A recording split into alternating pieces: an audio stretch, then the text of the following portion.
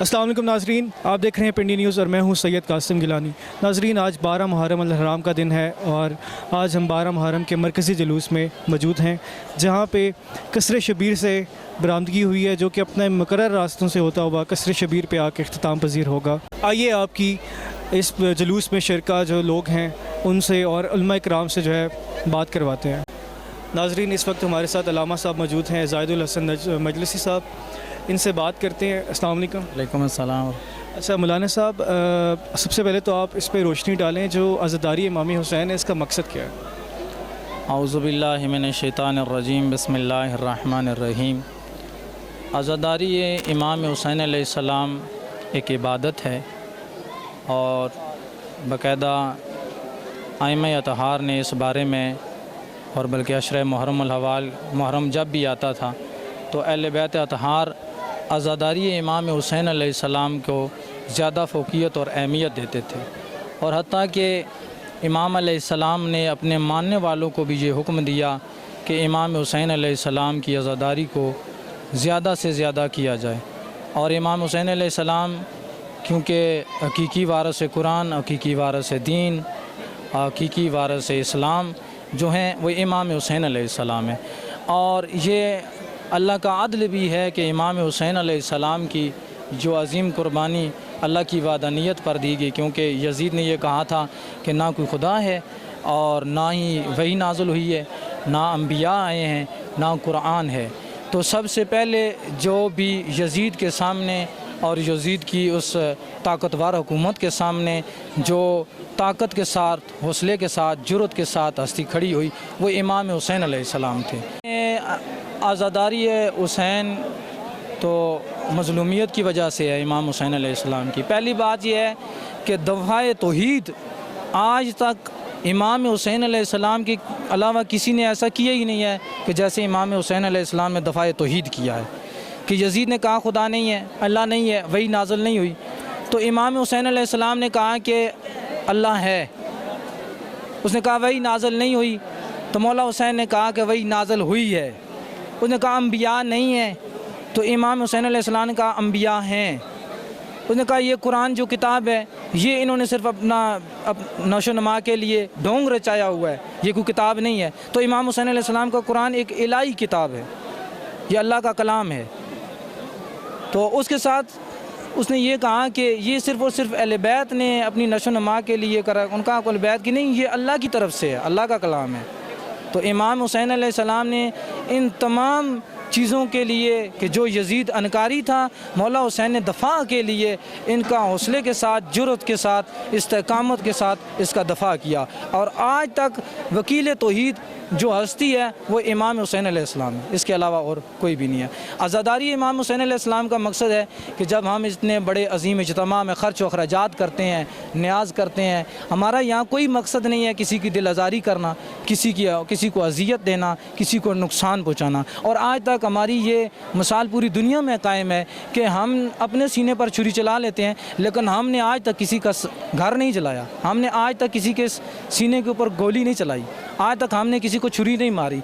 ये इमाम हुसैन अलैहिस्सलाम ने हमें दर्स दिया है कि हमेशा मज़लूम का साथ दें, और इमाम हुसैन अलैहिस्सलाम की मज़लूमियत के लिए हम अपनी जान भी कुर्बान कर सकते हैं, और इस अज़ादारी के लिए हम अपनी जान भी कुर्बान कर सकते हैं कि ये अल्लाह का अदल है कि अल्लाह ने इमाम हुसैन अलैहिस्सलाम से रज़ायत की और कहा कि ऐ नफ्स मुतमइन्ना लौट आ, मैं राज़ी हूँ, तू राज़ी हो जा। तो इमाम हुसैन अलैहिस्सलाम की अज़ादारी हम ना भी हुए तो अज़ादारी इमाम हुसैन अलैहिस्सलाम होती रहेगी, और ये सीरत अहले बैत में है, सीरत अम्बिया में। आप देखें सरवर अम्बिया ने जब मौला हुसैन अलैहिस्सलाम बचपने में थे, तो जब सरवर अम्बिया जनाब सलमा कहती हैं कि मैंने देखा कि सरवर अम्बिया तन्हाई में रो रहे हैं, तो पूछा गया कि या रसूल अल्लाह आप इस तरह रो रहे हैं ना, जैसे हिजकियाँ लेकर रोते हैं, इस तरह रो रहे थे। तो जनाब सलमा ने आकर पूछा कि या रसूल अल्लाह आप इस तरह हिजकियाँ लेकर क्यों रो रहे हैं? तो उस वक्त उन्होंने कहा कि जो मेरे सामने वाक़या करबला है और जो मेरे सामने हुसैन खेल रहे हैं, इनकी मुसीबत मुझे याद आई है, तो मैं इस वजह से हिजकियाँ ले लेकर रो रहा हूँ। तो इमाम हुसैन अलैहिस्सलाम की मुसीबत पूरी दुनिया में मनाई जाती है, गिरियाजारी होती है, मातमदारी होती है, सीना ज़नी होती है, और हर इंसान ये चाहता है कि यहाँ मुखलिस अंदाज से उस मुसीबत आले मोहम्मद में शरीक हों और इमाम हुसैन अलैहिस्सलाम की बारगाह में पुरसादारी पेश करें। बहुत शुक्रिया मौलाना साहब। जी नाज़रीन, इस वक्त हमारे साथ मौजूद हैं स्टेशन इंचार्ज रेस्क्यू 1122 के रिजवान अहमद साहब। इनसे बात करते हैं। अस्सलाम वालेकुम। वालेकुम सलाम जी, कैसे हैं आप? ठीक हैं जी अल्हम्दुलिल्लाह ठीक ठाक। अच्छा रिजवान भी, आप मुझे बताएं कि इस 12 मुहर्रम के मरकज़ी जुलूस में रेस्क्यू 1122 के कितने एहलकार मौजूद हैं और आप लोगों के क्या क्या रोल्स हैं, क्या क्या ड्यूटीज़ हैं? देखें, सबसे पहले जो सेफ्टी है उसके हवाले से हमारी कोशिश होती है कि अवेयरनेस दी जाए लोगों को, और क्योंकि यहाँ पे बड़ी मिकदार में तंजीर ज़नी होती है, तो उस प्लान को, प्रोसेशन को कवर करने के लिए हम लोग स्टाफ को डिप्यूट करते हैं। उसमें फुली इक्विपमेंट जो स्टाफ है हमारा, उसमें 20 to 25 स्टाफ जो हैं वो डिप्यूट थे आज के प्रोसेशन के लिए। उसमें 2 गाड़ियाँ हैं, एक फायर ट्रक है, एक एम्बुलेंस है, और बाकी 4 मोटर बाइक स्टाफ है। तो अभी तक जो है वो जुलूस खैरियत से गुजर है, कोई आपको परेशानी तो नहीं पेश आई? नहीं, अल्हम्दुलिल्लाह हम लोग बड़ा अरसा दराज से खिदमत कर रहे हैं अपनी आवाम की, लोगों की, और हर तरह का मकतब फ़िक्र का बंदा जो है वो हम में भी मौजूद है और हम भी आप लोगों में से ही हैं। तो बड़े अच्छे तरीके से सिस्टमेटिकली कंडीशंस को हम सॉर्ट कर रहे हैं अल्हम्दुलिल्लाह। तो ये जो जुलूस के मतवली हैं, जो इंतज़ामिया वाले और लोग हैं, उनके साथ आपके जो है वो कोई मसला मसाइल या किसी भी किस्म का कोई जो है परेशानी? नहीं, अल्हम्दुलिल्लाह हमारा कोलैबोरेशन होता है बाकायदा कंट्रोल रूम से, और बाकी चीज़ें को जो देखें पैथेटिक इश्यूज़ नहीं होते। ये हमारी हर साल रूटीन वाइज वर्कआउट होता है, उसमें हमें पता होता है, हम प्रोफेशनल हैं सारे, हमें पता होता है कि किस तरीके के वे आउट है, प्लान कहाँ से, कैसा रूट है उनका, वो सारी कोलैबोरेशन हुई होती है मीटिंग्स में। तो उसमें फिर हम लोग डिसाइड कर लेते हैं कि प्लान कैसा है, कितने बजे से कितने बजे तक उसका टर्नओवर है, उसका टाइमिंग है, उस हवाले से फिर पीक टाइम क्या है, तंजीर ज़नी शेड्यूल जो है ना वो अगर रीशेड्यूल होता है तो वो हमें अपडेट करते हैं। वो उनके मुताबिक फिर हम अपनी जो मुहर्रम का प्लान है वो सॉर्ट आउट करते हैं। उसमें फिर रिस्पेक्टेड डीसी साहब और रिस्पेक्टेड डिस्ट्रिक्ट एमरजेंसी ऑफिसर साहब के बिहाफ पे हम लोग ड्यूटीज़ को तरतीब देते हैं। उनमें डिफरेंट एंगल से वो फिर सारी ओवरऑल जो है ना रोस्टर बनता है ड्यूटी का। तो ये एक जगह पे तो नहीं है, हर जगह पे मुख्तलिफ जिस स्टेशन के एरिया में प्रोसेशन होगा उसका इंचार्ज विद डिप्लॉयमेंट वहाँ पे मौजूद होता है, अपनी जो टीम होती है उसके साथ।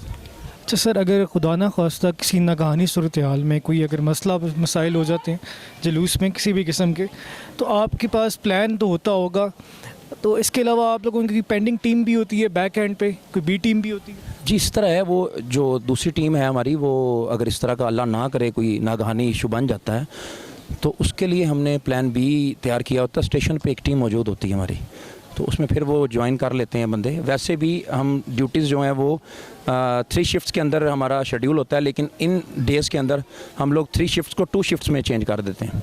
तो वो फिर जो 7 या 8 घंटे की ड्यूटी ना वो 12 घंटे में तब्दील हो जाती है। ऑलरेडी स्टाफ एक्स्ट्रा होता है हमारे पास। तो एवरेज के हिसाब से आप लोग सुबह से जो है वो कितने अज़ादारों को या कितने जंजीर जन को जो है वो रेस्क्यू कर चुके हैं? परसों देखें 130 किया था लोगों को, फैसिलिटेशन दी थी, और अभी आज भी तकरीबन 60 to 70 के राउंड फिगर में जो है ना हमारे पास पेशेंट आए हैं, तो उनको हमने SOPs के मुताबिक जो डील किया। अच्छा, कुछ तो जंजीर जन होते हैं ना जिनका जो है वो ब्लड का इशू होता है। अगर किसी इस तरह की सूरत हाल में किसी का सर का पेन है या किसी का BP लो हो गया या किसी का इस तरह के कोई इशू है, तो आपके पास मौके पे मेडिसिन भी मौजूद होती हैं? जी, वो तो इंतहाई ज़रूरी बात है, ये तो आम लोगों के लिए भी ज़रूरी है ना। देखें, अगर एक बंदे का खून गाढ़ा है, वो अगर इस जगह के मौके पे आएगा तो उसको या तो वो ऑलरेडी हाइपरीन यूज़ कर रहा होगा, ठीक है, वो या उसे डिस्प्रिन की ज़रूरत है, वो भी अवेलेबल होती है, कैपोटीन होती है, ब्लड प्रेशर के लिए होती है, हार्ट की, अभी छोटी जितनी भी ज़रूरी अद्वियात हैं ये हमारे पास मौजूद होती हैं, और वो हम यूज़ भी करते हैं उनका। जो इस तरह का पेशेंट आए उसको उसके मुताबिक चेक करने के बाद पैरामेडिक स्टाफ देता है उनको। फिर चलें सर, बहुत शुक्रिया, थैंक यू। हमारे साथ इस वक्त जो है अमन कमेटी के एक भाई मौजूद हैं, इनसे बात करते हैं। अस्सलाम वालेकुम। वालेकुम सलाम। आपका नाम? मलक असद फ़ारूक। अच्छा असद भाई, आप जो हैं वो अमन कमेटी में एज आ क्या काम कर रहे हैं? मैं अमन कमेटी में as a chairman Aman committee police station race course. अच्छा, ये जो अमन कमेटी है ये पिंडी डिवीज़न के अंदर जो है वो इलाके वाइज जो है वो बनी गई है या एक ही जो है वो कमेटी सारी जगह काम करे? जी जी, ये सारे इलाके वाइज हैं। हर थाने की मुख्तलिफ थानों की अपनी अपनी कमेटियाँ, ठीक है। तो मैं मुतलका जो हमारा थाना रेस कोर्स है इसका मैं चेयरमैन अमन कमेटी हूँ, थाना रेस कोर्स का। हर थाने की ना अपने अपने थानों की चेयरमैन है, अपनी अपनी कमेटियाँ। तो ये अमन कमेटी का क़याम जो है ये कब हुआ, इसको जो है बनाने का मकसद क्या है वैसे? अमन कमेटी बनाने का मकसद ये है कि इलाके में अमन अमान पैदा करना, इलाके में कोई मशकूक बंदा या कोई भी हंगामी लात हो पुलिस के साथ शाना बशाना काम करना, ये अमन कमेटी का काम है। तो इलाके में अमन अमान पैदा करना, ठीक है। किसी के साथ कोई लड़ाई झगड़ा या कोई मसला हो जाए, ठीक है, थाने शरीफ शहरी आपको पता है थाने जाते डरते हैं। वो फिर अमन कमेटी बनाने का मकसद ये होता है, वो उनके पास आते हैं मसला लेकर, फिर अमन कमेटी के जो बंदे होते हैं, मेंबर होते हैं या चेयरमैन होते हैं, वो उन्हें साथ लेकर थाने जाते हैं।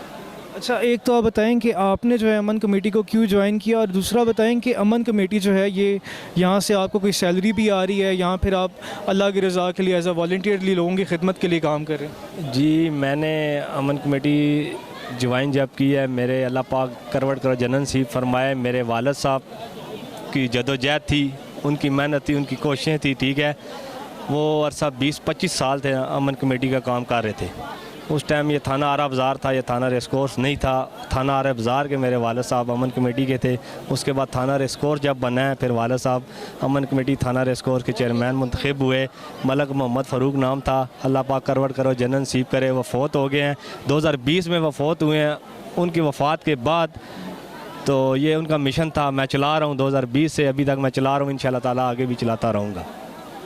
अच्छा, आपने इसका जवाब नहीं दिया कि आप एज अ वॉल्टियरली काम कर रहे हैं अल्लाह की रज़ा के लिए, या आपको कोई सैलरी या आपको कोई जो है वो पैसे बेस के मिल? जी जी, बेलोस अल्लाह की रज़ा के लिए बेलोस।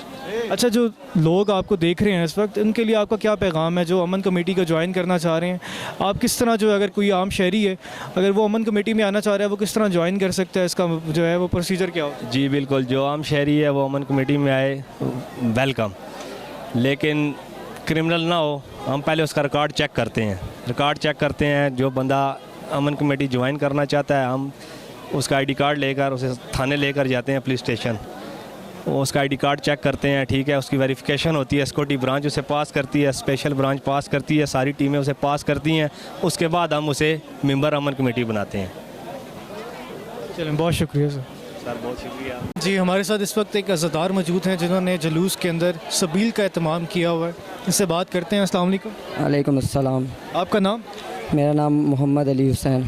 अच्छा हुसैन भाई, आपने जो है वो जुलूस में सबील का एहतमाम किया हुआ है, ये कितने मज़े से किया हुआ है और ये कितने लोगों के लिए आप लोगों ने किया? जी, ये हम काफ़ी अरसे से माशाल्लाह से सबील लगा रहे हैं। पहले किंग्स यूथ फाउंडेशन की तरफ से लगाई जाती थी, सिकाए सकीना सबील के नाम से लगाई जाती है, जो हर साल इसका इनेकाद किया जाता है। और बस 72 तन शोहदा मैदान करबला में जो 7 मुहर्रम को पानी बंद किया गया, उसी याद में, प्यासों के याद में ये सबील लगाई जाती है और हर साल लगाई जाती है अल्हम्दुलिल्लाह। और इसका एहतमाम बस ये इसकी कोई तादाद नहीं होती, ये बस आज़ादारी है। हम एक तो बरकत भी है, दूसरा क्योंकि ये ख़ुद ब खुद जो है ना तवील होती जाती है। देखिए, जैसे एक नीयत है कि जैसे कि ये सिलसिला जारी रहता है, ठीक है। हम तो बस काविशों और कोशिशों में होते हैं, आज़ादारों को आना, आज़ादारों का जुलूस में शामिल होना, उनका सबील पीना।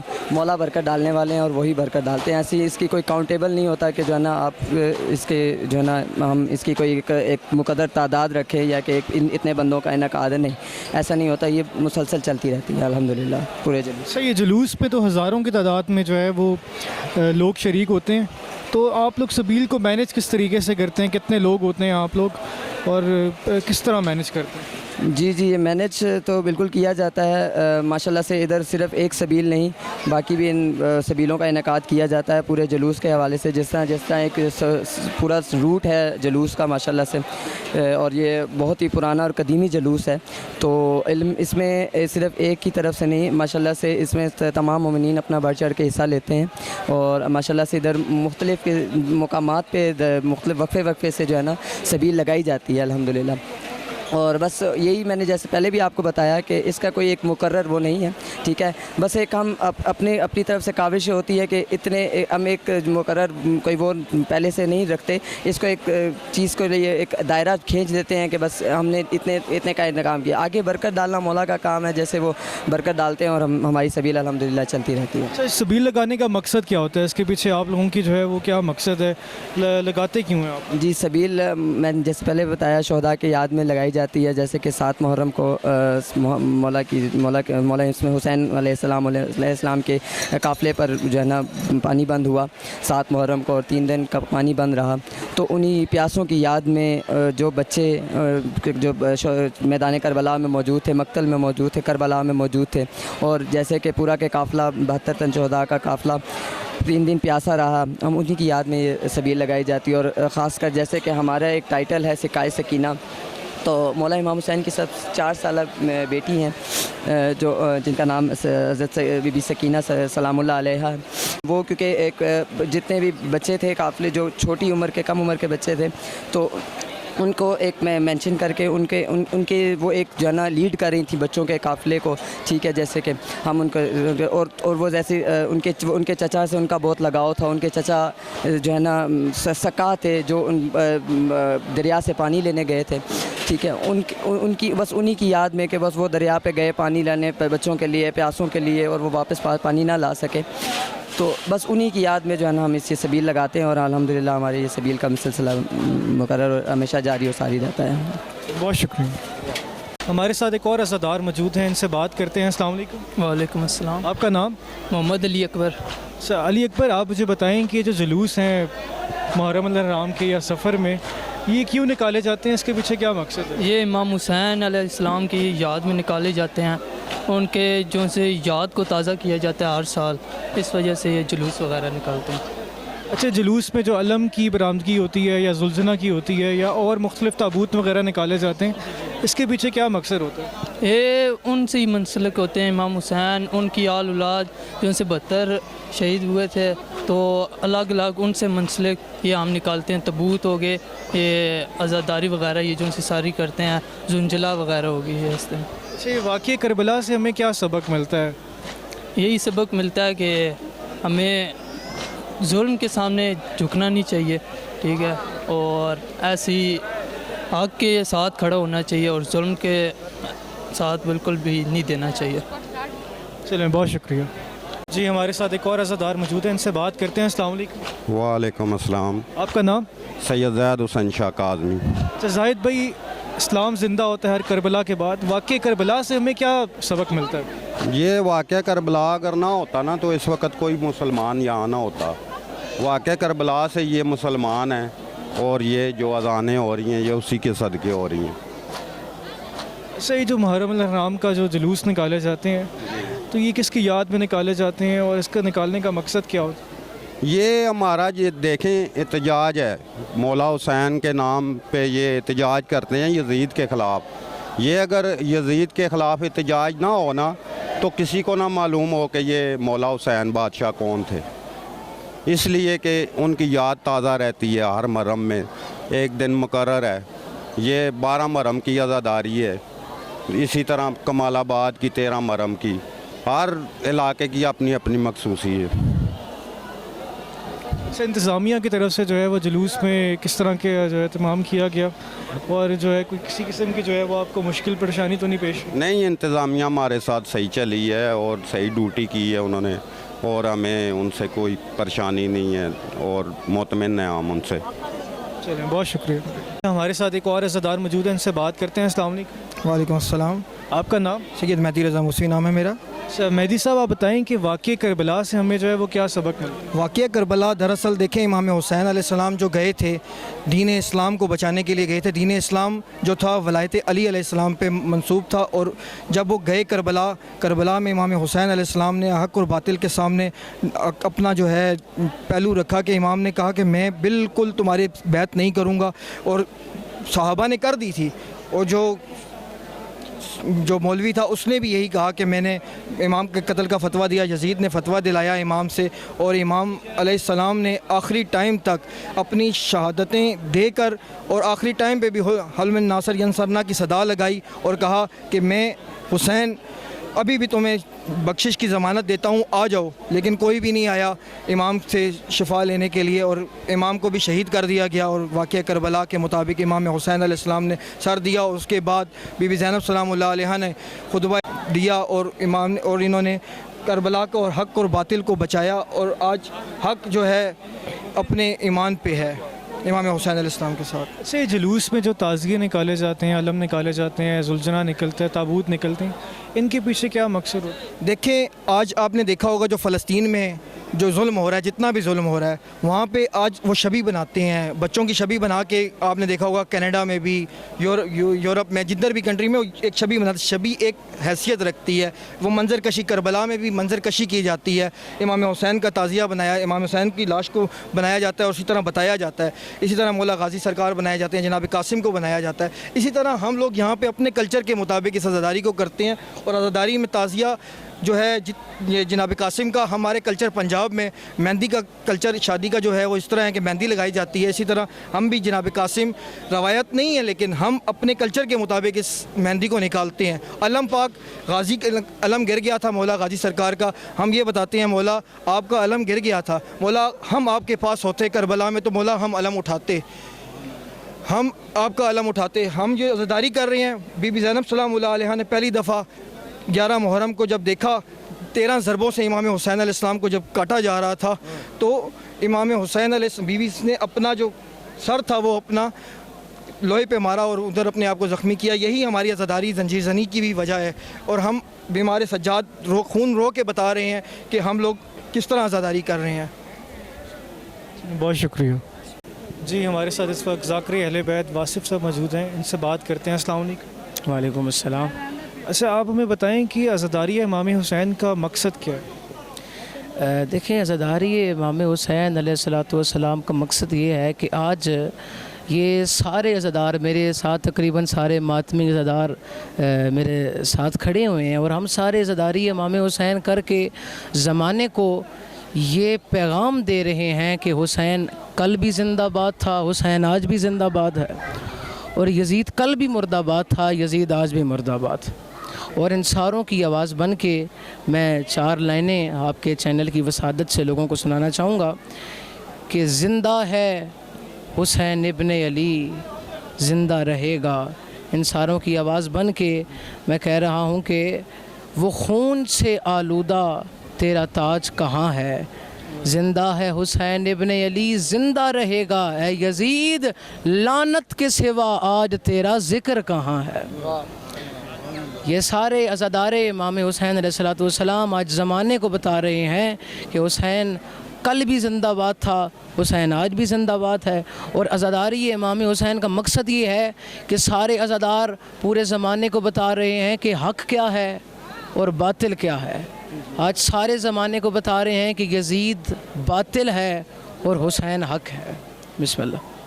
बहुत शुक्रिया जी। हमारे साथ इस वक्त मौजूद हैं senior vice president Shaheen peace force Syed Khurram Shah साहब, इनसे बात करते हैं। अस्सलाम वालेकुम। वालेकुम सलाम। खुर्रम साहब, आज के 12 मुहर्रम के जुलूस के हवाले से आप बताएं कि सिक्योरिटी के क्या इंतज़ामात थे, कितने सर्चिंग पॉइंट्स थे और कितनी जगह से जो है जुलूस बरामद हुआ और ये किस टाइम अख्ताम पज़ीर होगा?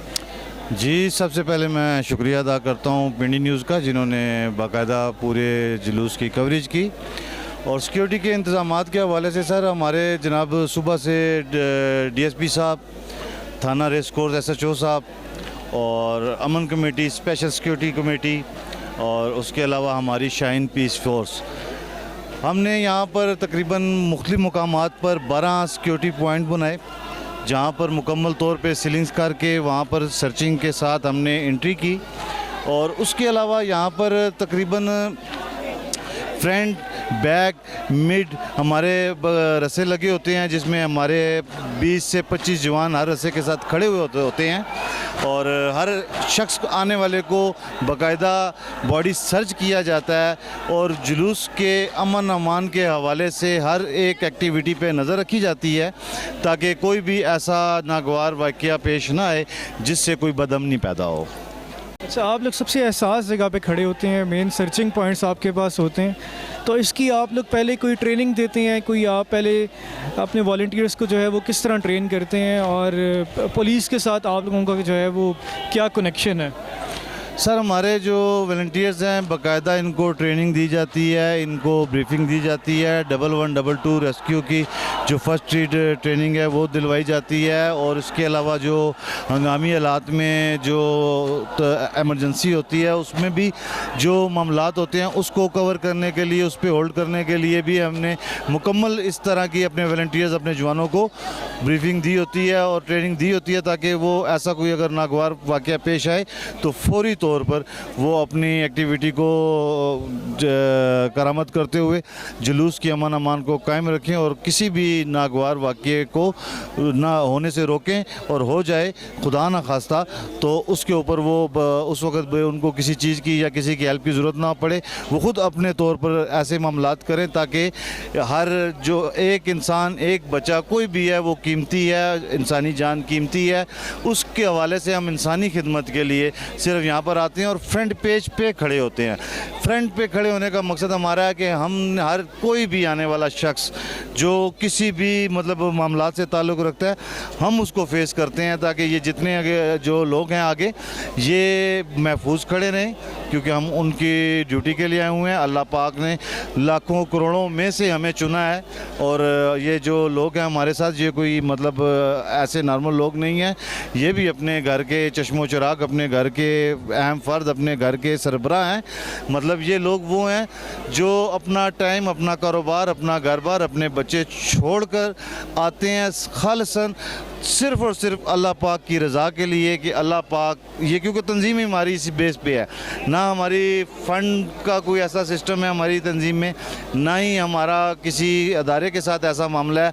हमारी जो सीनियर क़यादत है बड़ी, वो ख़ुद इस चीज़ पे जो ऐसे एक्सपेंस आते हैं वो ख़ुद अपने ऊपर लेते हैं, बच्चों को फ्री ऑफ कास्ट यहाँ पे खड़ा करते हैं। ये बच्चे जो आते हैं ये हमसे कुछ भी नहीं लेते, ये भी अल्लाह की रज़ा के लिए आते हैं। चलें, बहुत शुक्रिया खुरम साहब। जी, थैंक यू। जी, हमारे साथ एक और अज़ादार मौजूद हैं, इनसे बात करते हैं। अस्सलाम वालेकुम। वालेकुम अस्सलाम। आपका नाम? सैयद मुजाब हैदर काज़मी। अच्छा मुजाब, आप मुझे बताएं कि अज़ादारी इमाम हुसैन का मकसद क्या है? बेसिकली सबसे बड़ी बात और आसान जो है, जो कि अहले सुन्नत की किताबों में भी रसूल खुदा सल्लल्लाहु अलैहि वसल्लम जो कि अल्लाह के आखिरी और महबूब नबी थे, उनकी एक हदीस है, हुसैन मिन्नी व आना मिनल हुसैन, हुसैन मुझसे है और मैं हुसैन से हूँ। रसूल खुदा के प्यारे नवासे को करबला में बेदर्दी से उनके ख़ानदान, औलाद, बच्चों के साथ शहीद किया गया, जिसके गम में 1400 साल से ये आज़ादारी की रिवायत कायम है और इस आज़ादारी को कायम रखा गया है। इमाम हुसैन अलैहिस्सलातु वस्सलाम की याद में ये जुलूस बर्पा किए जाते हैं जो कि आज 12 मुहर्रम सोए में शहीदान करबला के सिलसिले में ढोकसईदा इमाम बारगाह कसर शब्बीर सुबह 9 बजे से ये जुलूस बरामद हुआ है जो कि अपने मुकर्ररा रास्तों से होता हुआ अभी इमाम बारगाह कसर शब्बीर में इख्तिताम पजीर होने वाला है। वाक़ई करबला से हमें क्या सबक मिलता है और जो आजकल वक्त के जो यजीद हैं उनके लिए आपका क्या पैगाम है? वाक़ई करबला से हमें सबक मिलता है कि हमें हमेशा इंसाफ के साथ खड़ा होना चाहिए, सब्र से काम लेना चाहिए और एक दूसरे के साथ हर मुश्किल वक्त में तावन करना चाहिए। वक्त के जो यजीद की बात है उसमें हमारा सबसे बड़ा इकदाम ये होना चाहिए कि हमें हमेशा वक्त के यजीद, वक्त के मुनकर, वक्त के लईन के ख़िलाफ़ आवाज़ उठानी चाहिए और हमेशा हक़ का साथ देना चाहिए, जो हमारे मौला इमाम हुसैन अलैहिस्सलाम का मिशन था, जो मौला ने हमें दर्स दिया है। बहुत शुक्रिया। इस वक्त हमारे साथ शाहीन पीस फोर्स के सेंट्रल कमांडर सैयद शाहिद काज़मी साहब मौजूद हैं, इनसे बात करते हैं। अस्सलाम वालेकुम। वालेकुम अस्सलाम। शाहिद साहब, आज 12 मुहर्रम का मरकज़ी जुलूस है जो कि कसर शबीर इमाम बारगाह से निकले। यहाँ पे सिक्योरिटी के क्या इंतज़ामात हैं और शाहीन पीस फोर्स का सिक्योरिटी में क्या किरदार है? जी, ऐसा कि आपको पता है कि 1 मुहर्रम से हमारी ड्यूटी स्टार्ट हो रही हैं और आज 12 मुहर्रम है और हर साल की तरह इस साल भी शाहीन फोर्स ने अपनी ड्यूटियाँ भरपूर अपने ऐसे तरीके से निज़ाम सर अंजाम दिए हैं। ये जो जुलूस आज क्या कसर शबीर मुबारक से ये बरखाना चौक डोकसीदा चौक से जाता है वापस से, इसके जितनी एंट्री पॉइंट है, एंट्री पॉइंट में शहीद फोर्स ने अभी ड्यूटी अंजाम दी है और फ्रंट और बैक पे भी शहीद पीस फोर्स अपनी ड्यूटी सर अंजाम दे रही है। और दूसरा सिक्योरिटी के वाले से जितने भी हमारे लड़के वो देखिए हमारा एक जितने भी खालसन अल्लाह की रज़ा के लिए हम काम कर रहे हैं, जितने भी वाले वॉलंटियर हैं हमारे कोई पे नहीं है और 12 वॉलंटियर ना देखता है कि गर्मी है, धूप तेज़ है, ना बारिश है, तूफ़ानी बारिशों में भी हमने ड्यूटीज़ की हैं और शदीद गर्मी में भी हमारे वॉलंटियर वो अपनी पॉइंट से नहीं हिले, वो उन्होंने अपनी ड्यूटी ऐसे तरीके से सर अंजाम दी है। शाहिद साहब, आपका जो इतनी बड़ी तंजीम है इसको चला कौन रहा है? बेसिकली आपका क्या हिरारी के स्ट्रक्चर है और इस तंजीम को कौन जो है लेके चल रहा है? जी, ये जो सवाल आपने किया है ये बहुत अच्छा सवाल आपने किया है, ये सबको पता होना चाहिए। देखिए जी, हमारी जो तंजीम है एक मुकम्मल मजबूत टीम है।